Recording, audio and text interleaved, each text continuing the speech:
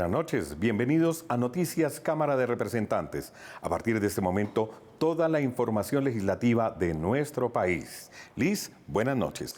Buenas noches, Carlos, a ti y a todos nuestros televidentes. Para entrar en contexto y como se había anunciado, la reforma laboral no pasó en el Senado. Sin embargo, acá les tenemos las reacciones de los representantes y también les contamos cuál sería el futuro de una consulta popular. Quédense con nosotros, esta y toda la información a partir de este momento en Noticias Cámara de Representantes. Los siguientes son nuestros titulares. Bienvenidos. Fuertes reacciones de los representantes tras el hundimiento de la reforma laboral en el Senado. Algunos se alistan para apoyar la consulta popular.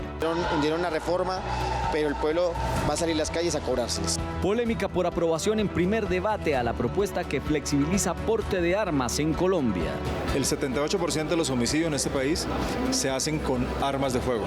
Entonces tenemos que limitar el uso de las armas de fuego. Se hundió en la Comisión Quinta proyecto que pretendía modificar el Código de Minas. Que ellos tienen derecho a conocer previamente las consecuencias y lo que ocurrirá con una iniciativa legislativa. Toda la información legislativa aquí en Noticias Cámara de Representantes. Tras las movilizaciones en respaldo a la reforma laboral que finalmente se hundió en la Comisión Séptima de Senado, el Gobierno Nacional se jugará su última carta con el impulso de la consulta popular. Así reaccionaron ciudadanos, congresistas y funcionarios de gobierno. Desde muy temprano en la mañana del pasado martes, colectivos, organizaciones sociales, políticas, gubernamentales y ciudadanos salieron a las calles en respaldo a una reforma laboral que estaba destinada, horas más tarde, a hundirse en la Comisión Séptima del Senado.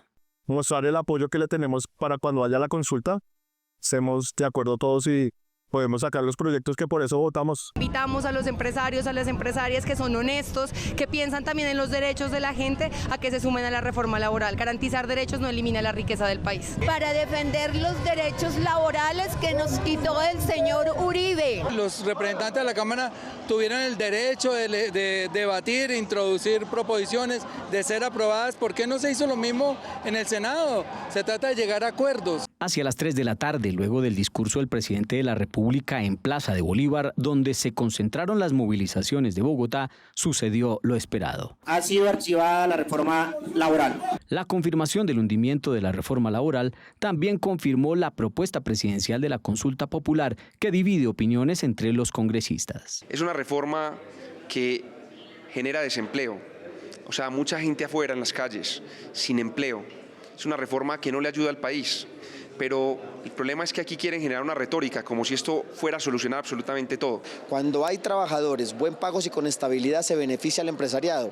Hay mejores condiciones de pago, de demanda, mayor consumo y en consecuencia mayor producción, más dinamismo en la economía. Así que sin ningún tipo de argumento hundieron la reforma, pero el pueblo va a salir a las calles a cobrárselas. Ante este panorama, el Gobierno Nacional ya está preparando el contenido de la consulta. Y en los próximos días vamos a decretar medidas, son 9 decretos que tienen que ver con esta reforma laboral y además de eso vamos a elaborar el cuestionario que hará parte de la consulta popular o que serán los asuntos sobre los que le preguntaremos a los colombianos y colombianas. Frente al hundimiento de la reforma laboral en el Senado, las reacciones de los representantes en las redes sociales no se hicieron esperar. Esto es lo más posteado en Cámara Digital. Bienvenidos a Cámara Digital. Así reaccionaron en sus redes sociales los representantes luego de la decisión de la Comisión Séptima del Senado. La representante Alexandra Vázquez de Cundinamarca lamentó el hundimiento de la reforma en su cuenta de X. Abro comillas. La Comisión Séptima del Senado hundió la reforma laboral y con ello no pierde el presidente Gustavo Petro.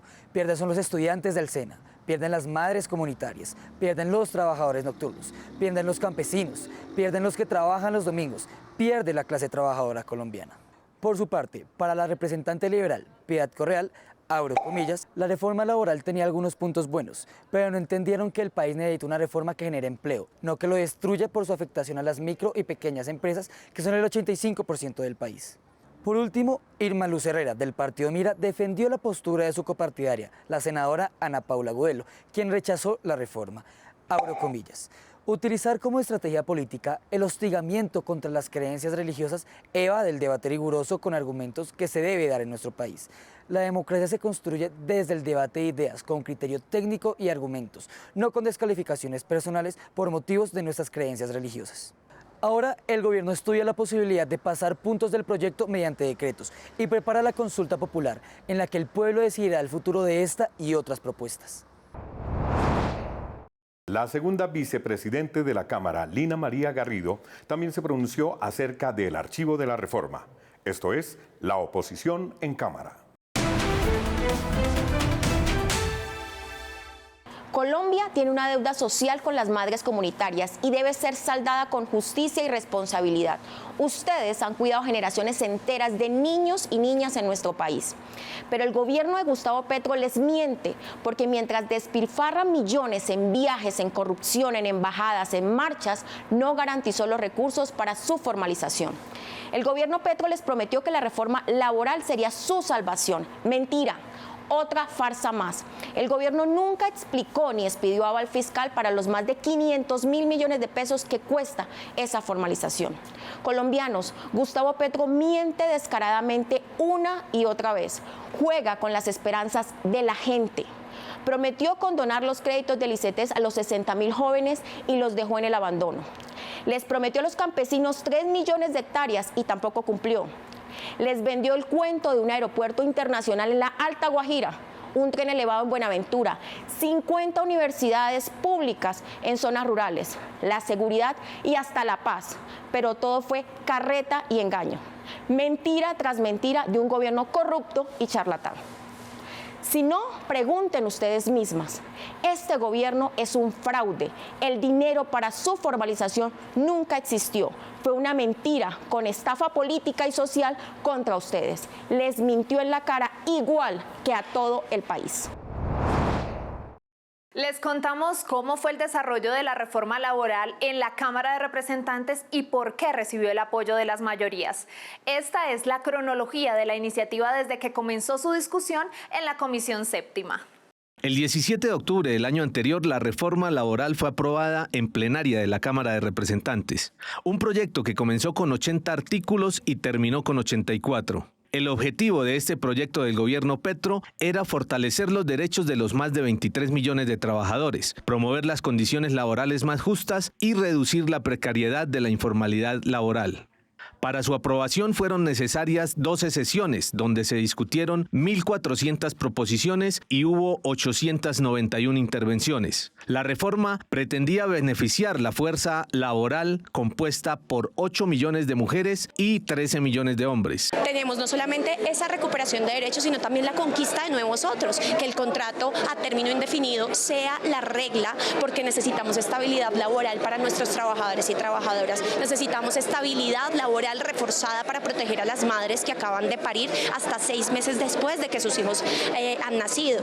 Entre los artículos más relevantes estaba el aumento gradual del recargo dominical hasta el 100% en el 2027 y la implementación de nuevas licencias como un día semestral por el uso de bicicleta y 3 días por matrimonio. La reforma fortalecía las garantías sindicales, obligando a los diálogos semestrales entre empresas y sindicatos, y crearía un proceso judicial sumario para casos de persecución sindical. Se establecería también el trabajo transicional y un auxilio de conectividad para trabajadores remotos con hasta ingresos de 2 salarios mínimos. Yo creo que si los trabajadores tienen un mejor ingreso, pueden consumir más, pueden tener mejor calidad de vida y pueden reactivar la economía.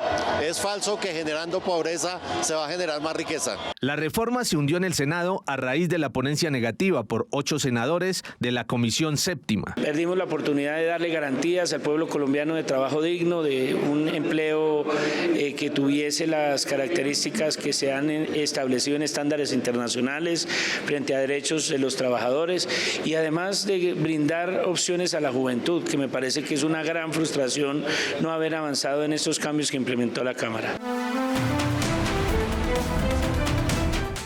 En los últimos días, la Cámara de Representantes aprobó la reforma a la salud. En Jaime Raúl Responde, el presidente de la corporación expone las razones por las que fue avalado este proyecto. La salud es un derecho de las y los colombianos. Vamos a hablar de la reforma a la salud en Jaime Raúl Responde. Presidente, muchas gracias por la invitación al programa. Bueno, bienvenido. Chévere para hablar uno de los temas más sensibles de nuestro país, la salud de las y los colombianos. Precisamente, presidente, pues la reforma a la salud propone grandes cambios significativos para el sistema de salud en Colombia y pues hoy quisiera que de pronto nos recordara un poquito pues esa trazabilidad que ha tenido en el Congreso de la República. En la plenaria de la Cámara, que fue mi responsabilidad liderar, tuvimos un total de 9 sesiones. 6 sesiones ordinarias, 3 extraordinarias, se discutieron 142 impedimentos, 50 artículos fueron modificados, se incorporaron más artículos, un total de 83 artículos, más de 800 proposiciones fueron debatidas, se acogieron cerca de 200 de las mismas con modificaciones importantes. La Cámara le dio la posibilidad a todos los partidos de intervenir. Hay un término clave en esta estructura del sistema de la salud y es la ADRES, pero es confusa para mucha gente. En este momento, ¿qué significa la ADRES y cómo está en el sistema de salud actualmente? Es como algunas EPS se apropian de los recursos de la salud de los colombianos para construir sus propias clínicas, sus hospitales, sus canchas de golf, para enriquecerse a ellas mismas a costillas de la salud de los colombianos. Y con la reforma, el ADRES se convierte en el administrador, en el que va a asumir los recursos de la salud y los va directamente a trasladar a las IPS, es decir, a las clínicas y hospitales, para garantizar que haya un financiamiento adecuado en función de la salud de los pacientes. Con la reforma, ¿cómo quedan conformadas? ¿Cuál es la transformación que se le va a dar a las EPS? Bueno, las EPS dejarán de existir como existen en la forma actual y se transforman en entidades gestoras. Digamos en palabras sencillas de los colombianos, garantizar que el conocimiento que ya tienen se pueda trasladar al nuevo sistema y puedan con este conocimiento garantizarse la atención oportuna de los pacientes. Bueno, ahora hablemos también del personal médico, del personal asistencial. ¿Cuál va a ser los beneficios después de que entre en vigor esta ley?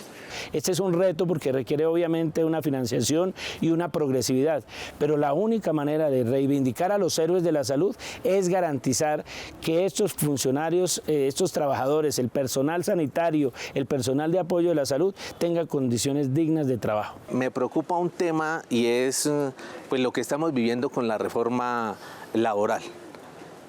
Con este tema de la salud, ¿pasará lo mismo cuando atraviese por el Senado de la República? ¿Qué percepción le merece a usted ese tema? Yo espero que este trabajo de muchos años no se pierda y le demos la oportunidad al pueblo colombiano de tener un sistema de salud digno. Por supuesto que las reformas se pueden mejorar, pero esto se hace es debatiendo, no con proposiciones de archivo, no negando la discusión, sino al contrario, con mejoras, con propuestas que salgan del sentir de todas las expresiones políticas y sociales recogidas en el Congreso de la República. Presidente, muy amable, muchas gracias por la invitación. Muchas gracias, paisano.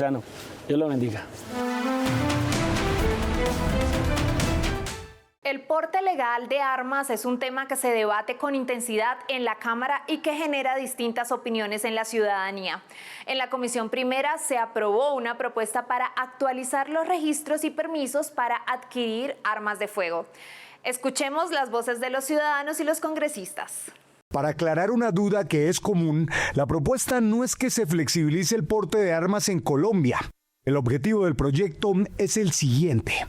Que las armas hoy que se consiguieron de manera legal, que de alguna manera no tienen la actualización del permiso de porte o de la tenencia, pues la gente puede hacer uso de esta ley para que logre nuevamente actualizarse, registrarse en el Departamento de Control y Comercio de Armas. Quien hoy tiene un arma con permiso de porte, pues pueda actualizarla, o si tiene el uso del porte, pues pueda usarla. Que se busque que solamente personas que tengan situaciones especiales como amenazas, como ganaderos que tienen que ir y trasladarse a sus fincas, como personas que también cumplan con los requisitos de idoneidad. El Ministerio de Defensa dice que hoy hay cerca de 700.000 armas con salvoconducto en el país, de las cuales el 40% está en Bogotá, ciudad en la que preguntamos qué opinan sobre el tema. Yo no entiendo por qué los delincuentes sí andan con armas, pero la gente de bien, la gente decente, trabajadora, no puede portar un arma. Eso es totalmente inexplicable. Creo que sería perjudicial porque desafortunadamente estamos en una sociedad muy intolerante y al ciudadano tener acceso libre a las armas indiscutiblemente aumentarían también los casos de homicidio, de violencia. Sería bueno que lo pudieran aceptar. Mucha delincuencia, muchos ladrones. Entonces depende también de la posibilidad de que uno se defienda. Por su parte, en otras orillas del Congreso creen que este no es el camino para combatir la inseguridad. Si tenemos más colombianos armados en este país, continuarán los índices de homicidios. El 78% de los homicidios en este país se hacen con armas de fuego. Entonces tenemos que limitar el uso de las armas de fuego. En varias ciudades del país continúan las quejas por el incremento al impuesto predial. En una audiencia pública realizada en Zipaquirá, los ciudadanos reclamaron soluciones. El avalúo catastral tiene a los colombianos haciendo cuentas para pagar el impuesto predial, que en algunos casos ha llegado a incrementarse en más de un 300%. La situación se analizó en una audiencia pública en el municipio de Zipaquirá, Cundinamarca. Nos tocará entregarles los predios al municipio. Además, esto no es solo municipal, es distrital y nacional, personas que van a resultar declarando renta y pagando impuesto al patrimonio por algo que no vale. Que acá el problema es que todos los avalúos no corresponden a la realidad del territorio. ¿Y por qué se da?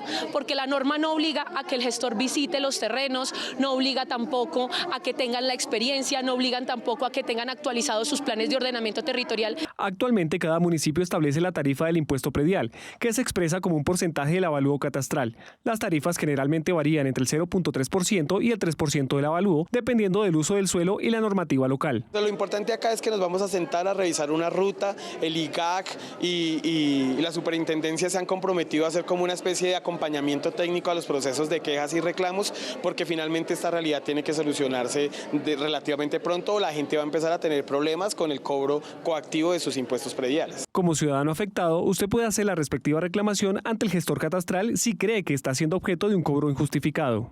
El proceso no debería tardar más de 3 meses y tiene que sustentar de manera clara en qué consiste el error.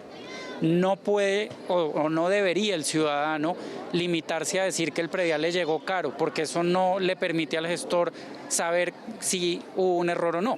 Pero si el problema es que el avalúo quedó bien, ¿sí? Pasa, el avalúo quedó bien, pero el impuesto igual me llegó muy caro porque el avalúo sí iba a crecer, pero el impuesto llegó muy caro, entonces la queja se hace ante la Secretaría de Hacienda del municipio. Esta reclamación debe presentarse con copia a la Superintendencia de Notariado y Registro, quien es la encargada de vigilar que se respondan las quejas. Estas son otras noticias en la Cámara de Representantes. El representante a la Cámara por Antioquia, Pedro Baracutao García, obtuvo ayuda internacional a través de la ONG Desarrollo y Deporte para las personas más vulnerables del país a través del proyecto Sacha Colombia. Venimos trabajando con sus funcionarios y con los colaboradores aquí en el país desde el 2022. Hemos hecho varios acercamientos, hicimos unos diagnósticos en el departamento del Chocó, en la zona de Urabá, y vamos a impactar esta población que tanto necesita del apoyo de la cooperación internacional. Es el proyecto de vida que va a permitir el arraigo territorial de nuestras juventudes en los territorios rurales.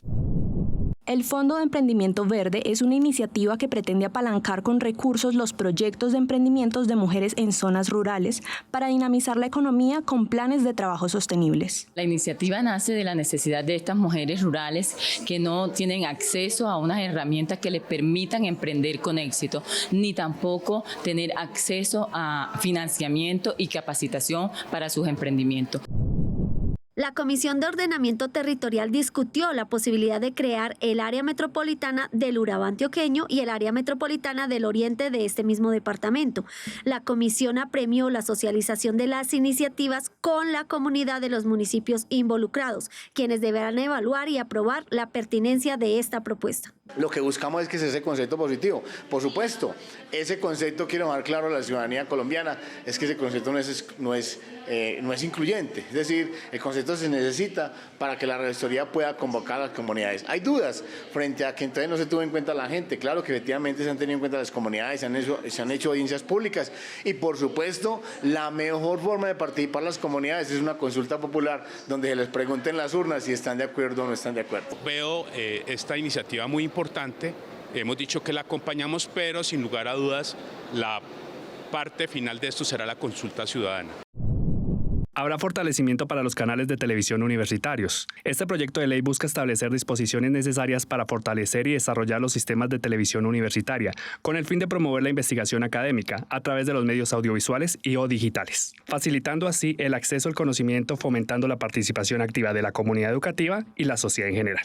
Promover con esto la educación, la investigación y la cultura y garantizar esos recursos para que el funcionamiento de estos canales permanezca en el tiempo.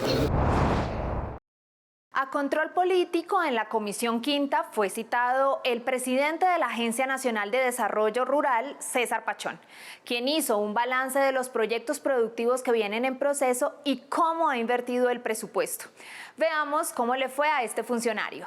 Según los citantes al debate, el país debe saber para qué sirve la Agencia de Desarrollo Rural y cómo están invirtiendo el presupuesto de 857.836 millones que le fueron asignados. Los pocos recursos que ha ejecutado la agencia los ha asignado con algunos criterios que se desconocen, entregando unos valores importantes, unas cifras bien interesantes a asociaciones campesinas que de pronto no tienen la experiencia, no tienen la capacidad para poder operar estos recursos. El director de la Agencia Nacional de Desarrollo Rural respondió que el gobierno actual ha invertido mayores recursos en el desarrollo rural, priorizando proyectos productivos que tengan en cuenta a las comunidades. Y hay un manual de la Agencia de Desarrollo Rural, ya va en su versión 9, que este manual lo que hace es que pone las reglas de juego. Entonces, ¿cómo se toman las decisiones para quién suministra X producto, quién construye tal cosa? Entre el director regional de la agencia con la comunidad beneficiaria, un voto y un voto. Se hace unos comités donde participan también aquí las vicepresidentas, pero las vicepresidencias de acá de Bogotá solo tienen voz, no tienen voto. Las respuestas fueron satisfactorias, dejaron a la comisión tranquila en el sentido del relacionamiento institucional que está teniendo el presidente actual de la Agencia de Desarrollo Rural, César Pachón, con los departamentos. Los citantes insisten en la rigurosidad en la asignación de los recursos que obedezcan a criterios técnicos. Además, la importancia de enseñarle al campesino no solo a producir, sino a comercializar sus productos. Hace 28 años, indígenas del Cabildo Nasa lograron un acuerdo de paz con las FARC que hoy es modelo. A través de una iniciativa se busca exaltarlo para promover procesos similares en otras regiones del país. En 1996, en el corregimiento de Gaitania, en Planada Sur del Tolima, los mayores del pueblo indígena Nasa firmaron un acuerdo de paz con las entonces FARC-EP, un proceso que ha sido sostenible en el tiempo. Donde hay un asentamiento del pueblo Nasa y entre la Nasa y la extinta FARC con su comandante de ese momento, el comandante Jerónimo, y un acompañamiento importante de la Cruz Roja Internacional y el Episcopado colombiano, pues firmaron este acuerdo de paz, un acuerdo de paz que realmente en el Estado colombiano no se conoce. Para el Estado colombiano no existe. Para nosotros los colombianos es un acuerdo de paz que es ilegal. Resulta que no es ilegal, es un acuerdo de paz que todavía se respeta en el territorio tolimense. En la Comisión Segunda avanzó una iniciativa que rescata la memoria de este hito de reconciliación y fortalece los procesos comunitarios de paz que nacen desde los territorios. El Congreso de la República en este primer debate quiere exhortar, quiere enaltecer y reconocer ese esfuerzo que desde el territorio indígena del pueblo Nasa en el sur del Tolima hicieron en su momento para construir estos acuerdos de paz. Para el pueblo nasa, este proyecto es una señal positiva de que el camino hacia la paz es posible y está tomando forma. Su ejemplo de reconciliación espera ser replicado en otras zonas del país. La Comisión Quinta archivó la reforma al Código Minero. El proyecto de iniciativa parlamentaria no tuvo el respaldo de los congresistas por no cumplir con el requisito de las consultas previas a la comunidad. Este proyecto pretendía solucionar muchas de estas problemáticas. Sin embargo, el ponente del proyecto presentó una ponencia negativa, ya que no hubo consultas previas. A las comunidades indígenas y étnicas, que ellos tienen derecho a conocer previamente las consecuencias y lo que ocurrirá con una iniciativa legislativa, porque de lo contrario sería someterlos a verse vulnerados en aspectos culturales, étnicos, económicos, sociales y ambientales. Por esa razón, por la falta de audiencias públicas y audiencias previas, presentamos ponencia negativa que fue acogida en su totalidad por la Comisión Quinta. Y en ese marco, pues tocó dejar la posición en que no apoyaría ese proyecto de ley. Por el contrario, apoyamos la ponencia de archivo porque se afectan derechos fundamentales no solamente de comunidades indígenas, sino de afros y las minorías como son los rom, palenqueros. Además viola el convenio 169 de la OIT y eso lo hace desde el punto de vista jurídico y desde el punto de vista de la jurisprudencia general integral, lo hace un proyecto no viable. Según datos de la Procuraduría General de la Nación, más de 350.000 personas se dedican a la minería en Colombia, con un alto porcentaje de minería artesanal y de pequeña escala. Vale la pena destacar que la minería ilegal afecta a más de 223 municipios en Colombia, generando desplazamiento forzado y violencia. Las juntas de calificación de invalidez evalúan la pérdida de capacidad de un trabajador por accidentes o enfermedades laborales. En la Cámara se busca reglamentar los criterios de valoración para que sean técnicos, integrales y transparentes. Un accidente o enfermedad laboral llega sin avisar y le puede pasar a cualquiera. A mis 30 años tuve un accidente el cual me provocó pérdida total de mi ojo izquierdo. Con la EPS recopilé mis historias clínicas para pasarlas a Junta Regional, donde el defensor me explicaba que la pérdida del ojo no significaba una discapacidad menos del 50%, que era lo que me otorgaba la EPS, que para tener una discapacidad del 50% tendría que estar casi ciego de los dos ojos. Como Harold, muchos colombianos han pasado por juntas de calificación de invalidez y no entienden por qué les niegan un beneficio luego de un evento que involucra su salud y afecta su desempeño laboral. Nosotros a diario vemos los pacientes, los usuarios pasar por nuestros consultorios y no nos podíamos quedar callados, necesitábamos buscar soluciones. Una iniciativa que superó el primer debate ordena al Ministerio de Salud diseñar un manual único para calificar estos casos, con criterios claros para acceder a la pensión por discapacidad severa e indemnización por discapacidad permanente parcial. Buscando de esta manera que se mejoren los procesos, se mejoren los tiempos y sobre todo se establezcan de manera clara y transparente los criterios. También a través de este proyecto de ley buscamos reglamentar la conformación de estas juntas, buscando seguir los lineamientos de la Corte Constitucional que privilegian la meritocracia. Estamos planteando, uno, que las juntas calificadoras tengan una mejor conformación, ¿cierto? Y dos, que hayan una regla clara, es decir, que haya un manual donde ahí se contengan claramente cuáles son las causales de esa invalidez. La iniciativa además busca modernizar el sistema general de riesgos laborales garantizando un proceso más justo y eficiente. Según el Consejo Colombiano de Seguridad, en el primer semestre de 2024 se registraron 242.813 accidentes laborales. Esto equivale a un promedio de 2,35 accidentes por cada 100 trabajadores. De esta manera llegamos al final de Noticias Cámara de Representantes. Agradecemos su compañía y desde ya los esperamos la próxima semana. Los invitamos a seguir nuestros canales digitales. En las redes sociales nos encuentran como @Cámara Colombia, donde podrán hacer seguimiento a toda la información legislativa. Nos vemos la próxima semana. Buenas noches.